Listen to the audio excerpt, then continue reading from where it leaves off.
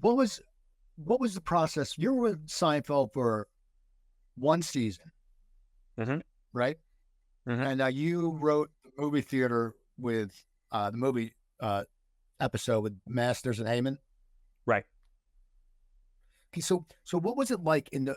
I was looking at your if you want people go to Steve Skrovan on Substack, and you hear a story about his red soccer shirt, and you said there wasn't a writer's room, so you guys were just out there. Because most times, there's a writer's room. I'm sure Raymond had a writer's room. Yeah. I'm sure it was you and Capobiano and Yeah. and Mike Royce, and all those guys in the room.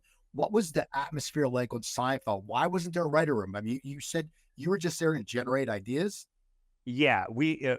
Larry hired me and John Heyman, Bill Masters, and Bob Shaw, all comics that he knew. We all worked at the Improv, and it's because Larry wanted to write all the scripts because he was very particular, a very particular voice, and he was looking for people to generate ideas and premises.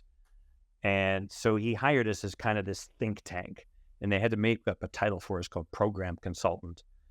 And so the four of us kind of shared an office together and would just talk all day, riffing and trying to come up with ideas for shows, for episodes, but just one or two lines. That's all Larry needed. And once he thought that was a good idea, he could go off and write it. And it was my first writing gig, and I didn't, anything I contributed on that show that year was pretty much by accident.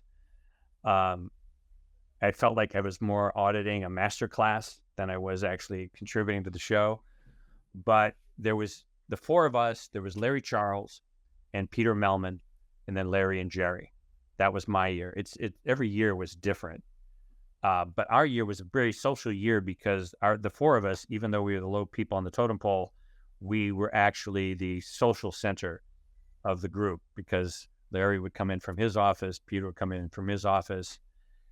The best description I've heard of working on Seinfeld was from my friend Fred Stoller, who worked as a writer on the show 2 years later. And he said it was like a detective's precinct office where everybody's in their cubicle working on their case. And every once in a while, they go into the sergeant, who is Larry, or the captain, who is Larry. And he'd say, okay, follow this lead and follow that lead, and then come back. And then you do your thing and shove your outline under the door, which was Larry and Jerry's office. So, and I was explaining this to actually Tom Caltabiano on his podcast the other day.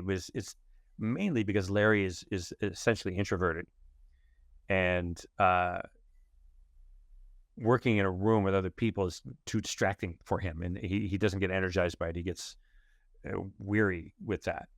Whereas Phil Rosenthal and Raymond, Phil's an extreme extrovert. He loves the writer's room, can take in all this information and sort it out and not get overwhelmed by it.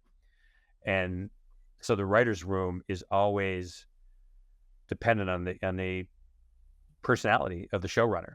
And in Larry's case, he was introverted. So that was kind of an introverted writer's room. We all had lunch together. It was all a lot of fun. And it was just different.